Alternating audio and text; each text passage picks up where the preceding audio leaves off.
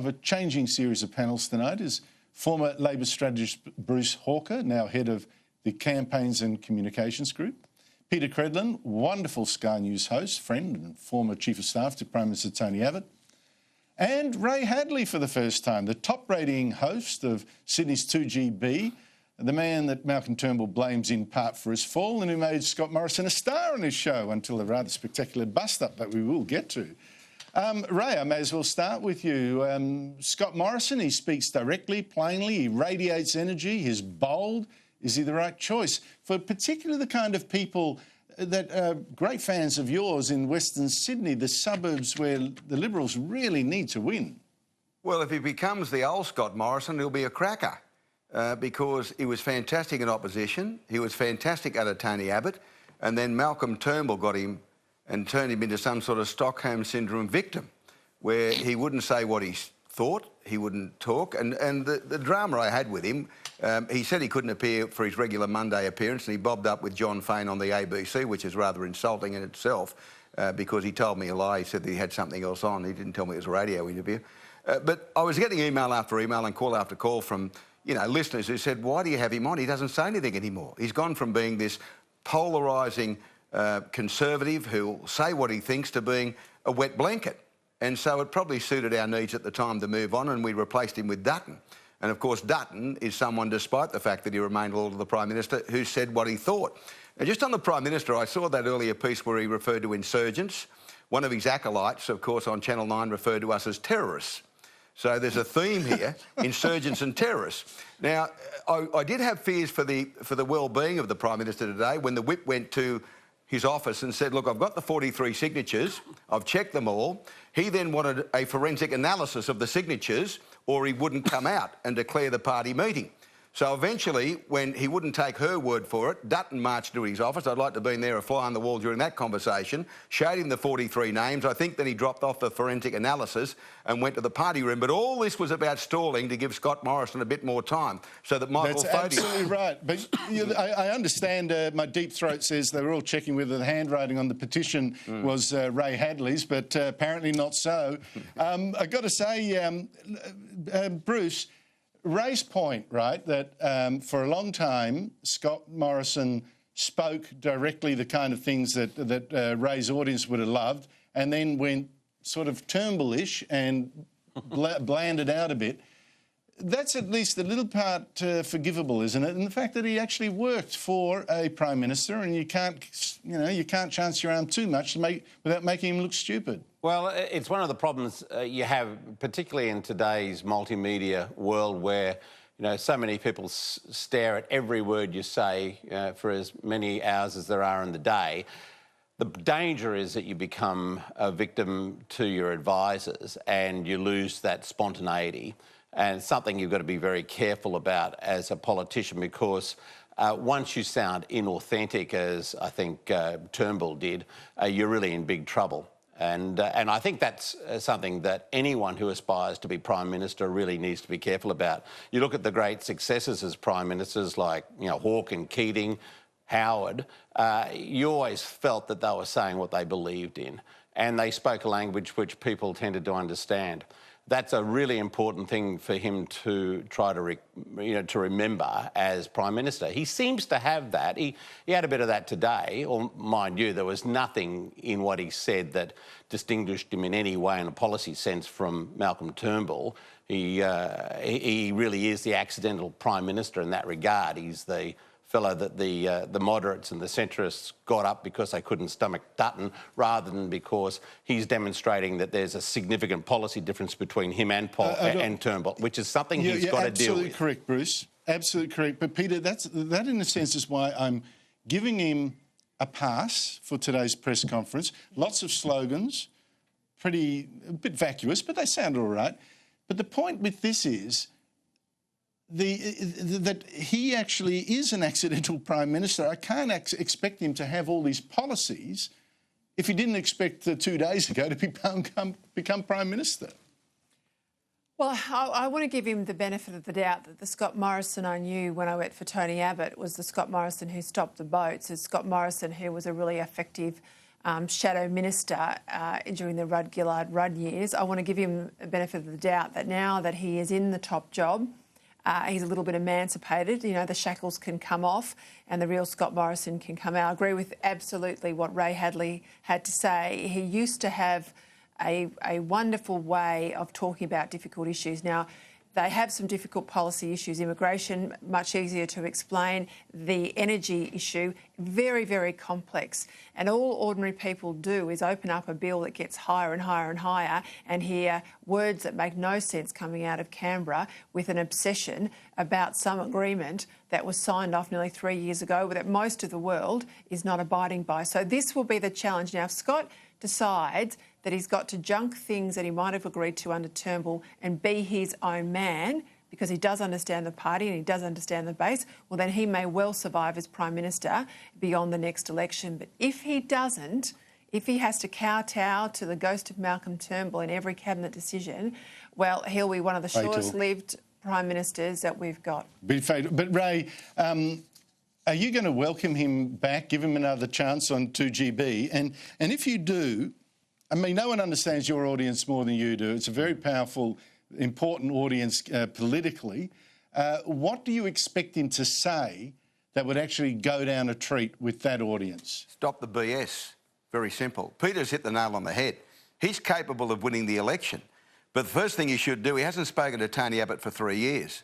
And I don't think Tony's losing any sleep over it, but he should pick up the phone tonight, ring Abbott and say, I want you back on board. He should ring Dutton secondly and say, I want you on board as well. That'd be the smartest thing he could do for the electorate and for himself. Then all of a sudden, he gives himself a firm base with the Conservative vote. Don't worry about the, you know, whether it's centres or lefts or rights of the party. What he needs to do is reinvigorate the voters, the Conservative voters who turned out and tuned out to Malcolm Turnbull. So he needs to do that immediately.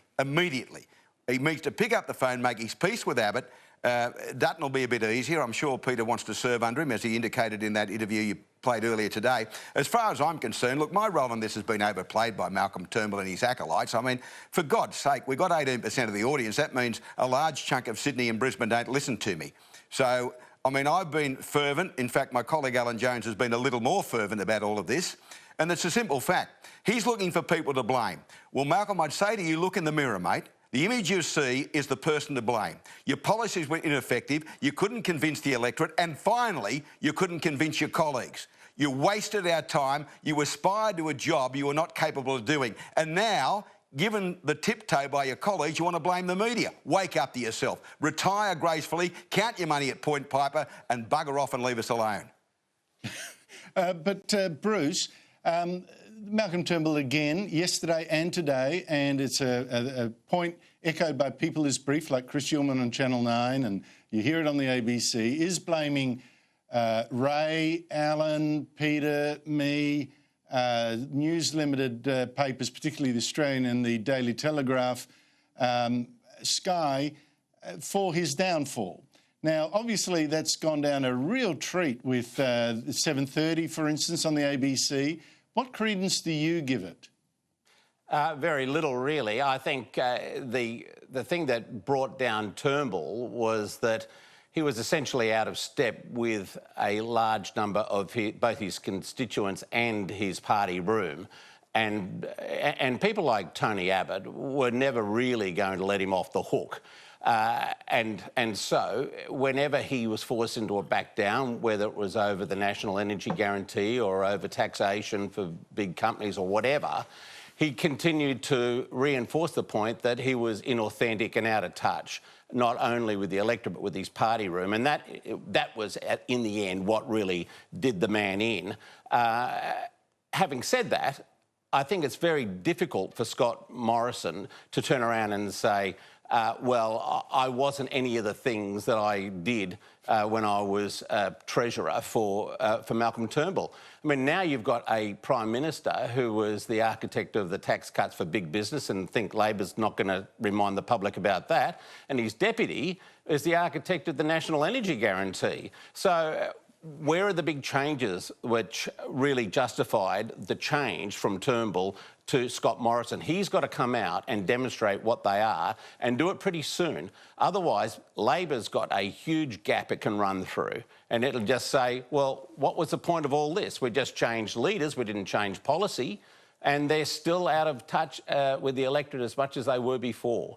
And they're squabbling and they're divided. Bruce, are you available to tip to the Liberal Party? Well, Bruce touches a very good point here, Peter. But Julia Gillard had no answers for these same questions either. Yeah, but it was slightly different because Julia Gillard was the assassin. Here you can, you know...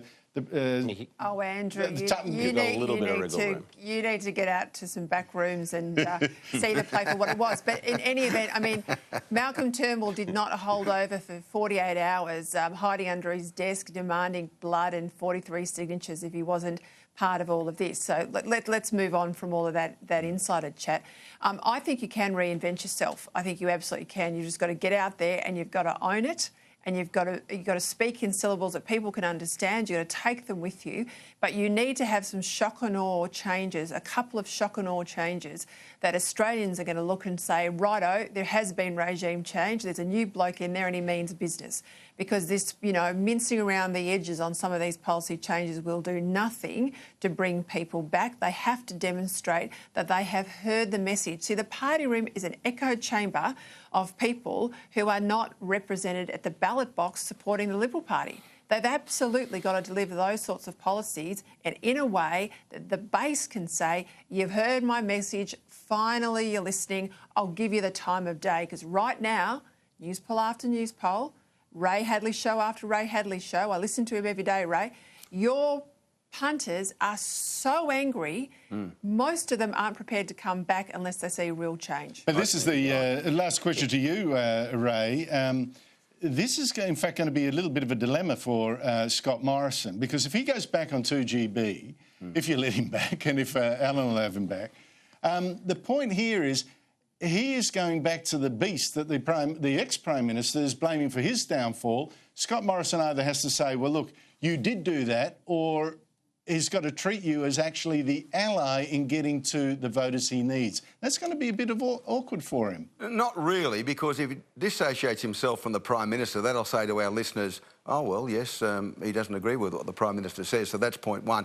Of course he'd be welcome back. I mean, I did say today in the heat of the battle that I thought if he was the Prime Minister, it would be a dreadful set of circumstances for Australia, because I think Peter's right. This wasn't happen chance. This was orchestrated. And despite all the problems I've had with Scott, he is without doubt one of the most cunning politicians we've ever come across. He's orchestrated this. Photius has orchestrated the numbers for him. And the 45-40 vote wasn't an accident. And the fact that more time was allotted, as we had the siege mentality for the Prime Minister, for the troops to gather instead of going to a party room meeting sometime earlier, so that all of a sudden Julie Bishop's there in a three-quartered contest. She knows she's going early, and all of a sudden Morrison's left there. This was not an accident. Morrison's very, very astute when it comes to all this sort of thing, and he got what he wanted in the end. And on the way out the door, he's got the Prime Minister thinking he's a really good bloke when he shafted him. I mean, that's a remarkable set of circumstances. But I think you're right. He shafted him, but he thinks he's a good bloke. Yeah, my question was predicated on, yes, indeed, he will have to disavow the Prime Minister's, the ex-Prime Minister's preferred narrative that he's just a victim of the wicked media. And we'll see, but he does that. And that is a very significant problem. I did get a text from him. Hang on, I don't know, can you do this? Tell people what people text you? I got into trouble for this earlier in the week, but I said, is this... I said to him, Scott, is this still your mobile? Because I haven't had need to ring him lately. And he said, for now. Well, that's something. That's something. I thought something else was coming. No, I just thought, for I need now. to get the red button ready. He didn't say, oh, mate, welcome back. Lovely to have you. He didn't say anything like that. Ray Hadley, great to have you. Thank you for coming on the show. My pleasure. And after the break, the rest of the panel who's staying here will be joined by One Nation leader, Pauline Hanson. For One Nation. Joining Bruce Hawker and Peter Credlon on the panel is One Nation leader, Pauline Hanson. Thanks for joining us, Pauline. What do you reckon? There were a number of Queensland Liberal members that said they wanted Peter Dutton there because he was from Queensland, he could talk their language, and he can really take your voters back to the LNP fold. But they chose Scott Morrison instead. How scared are you that he will do that job? No, look, I'm not scared about it whatsoever. I don't think Peter Dutton would have really gone for the leadership challenge if there was someone else. I think because he is centre of right, there was no one else to actually represent the Conservative views. Tony Abbott, they wouldn't give him another go. Who else was there really to take it up to the Prime Minister? So that's why Peter Dutton was basically, and I think, was pushed into this. Once he saw the numbers that he had no option but to do the challenge again. You're right, Malcolm Turnbull manipulated the whole lot. He then got Scott Morrison and Julie Bishop to run for it, and hence Peter Dutton lost it. Scott Morrison, I've always said that he had ambitions to be Prime Minister, and I could always see him as Prime Minister in the future. But he's got to distance himself now from Malcolm Turnbull and not be a clone of his. Do I like Josh Frydenberg as the deputy? No, I don't, because he's tagged with the neg and the electricity and rising costs, and I don't think Australians will get over that. By changing him for Treasurer and so close to election, I don't think that's the go either. So anyway, it's going to be quite interesting who they put into the policy positions. But can I just add this also? They knew and they saw the writing on the wall, the poll that we received in the seat of Longman, where we increased our vote by 6 percentage points. The thing is that the Nats were getting nervous about it, so were the Libs, and they could see that they were going to lose a lot of seats in Queensland to One Nation. So that's why the pressure came on them to do something about it. So it's only through the pressure of One Nation that they saw they were going to get decimated the next election by the Labor Party. Well, there is a lot of truth in that. Bruce, we're talking about, who would be the better leader? Would it have been Dutton? Is it Morrison?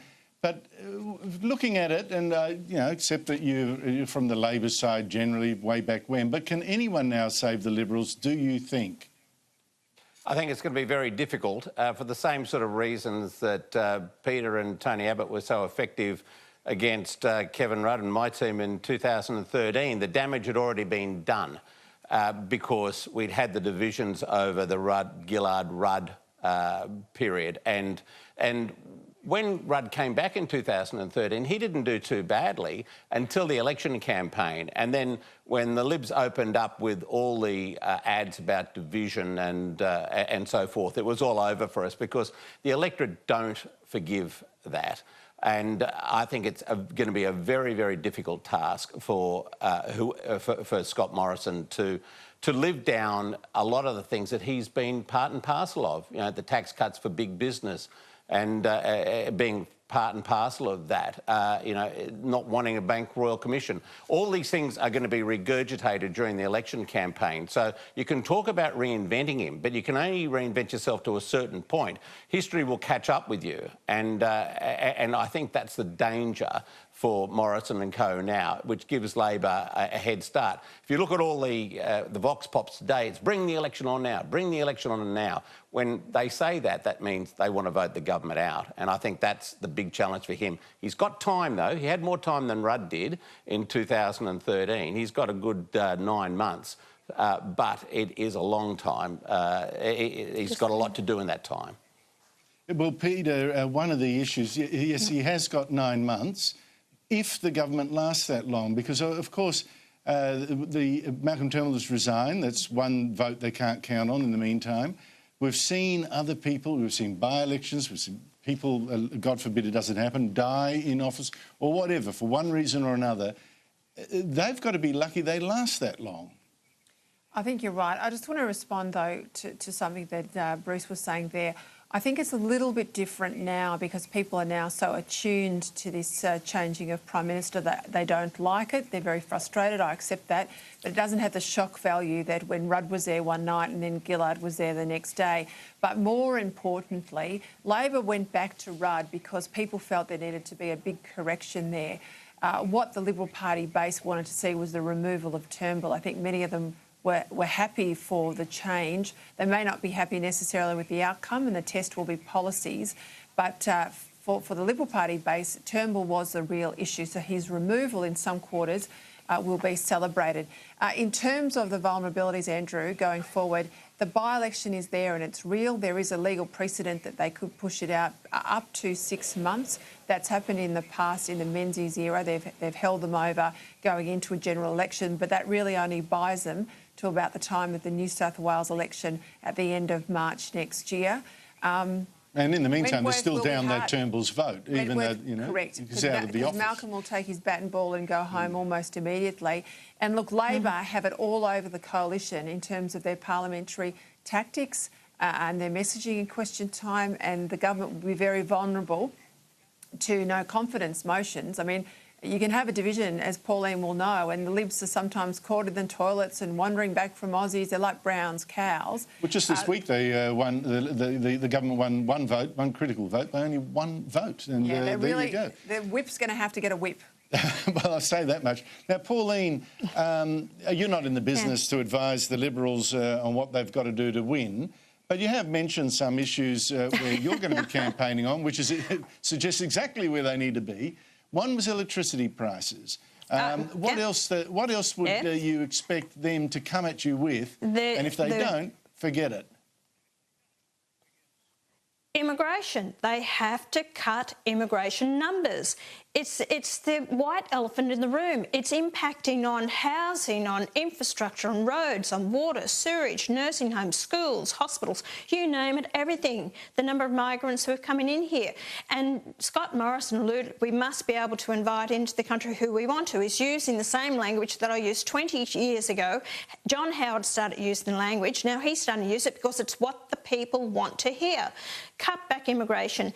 Deal with the electricity prices. I know businesses that are going to go from $350,000 a year in electricity up to $550,000 a year by 2020. They're going to shut their doors. They employ 55 people. They're shutting the doors. I'm hearing it from the hospitality. You've got restaurants, you've got takeaways, you've got small businesses. They are escalating prices. They can't keep the doors open. I'm warning them. You either put in new coal-fired power stations, you start talking about uranium, nuclear energy in the country, start the debate, because you've got to get down the cost of electricity, otherwise we've destroyed industries and manufacturing. And I was pleased to hear that he started talking about the drought and dealing with it. Well, stop band-aiding the whole issue and start putting in dams, watering Australia, look at the Bradfield scheme and start bringing the water down from the Ord up that's flowing out to the oceans up in Northern Territory. These are things that he has to do. Go for the big, tell people that we have a vision for this country, and I'm sick of hearing from politicians who only just have it till the next election to secure their own seats. I want long-term vision, those people that are going to tell the future generations what we can do as a nation. I want to see prosperity. Well, there's a slight problem, of course, because Scott Morrison rejected a cut in immigration when it was suggested by both Peter Dutton and Tony Abbott, and Josh Frydenberg's the architect of the National Energy Guarantee, so that's going to cut their room to move. That's Bruce right. Hawker, thank you so much for joining us, mate. It was good to catch up with you. Pleasure, Peter Credlin, thank you so much for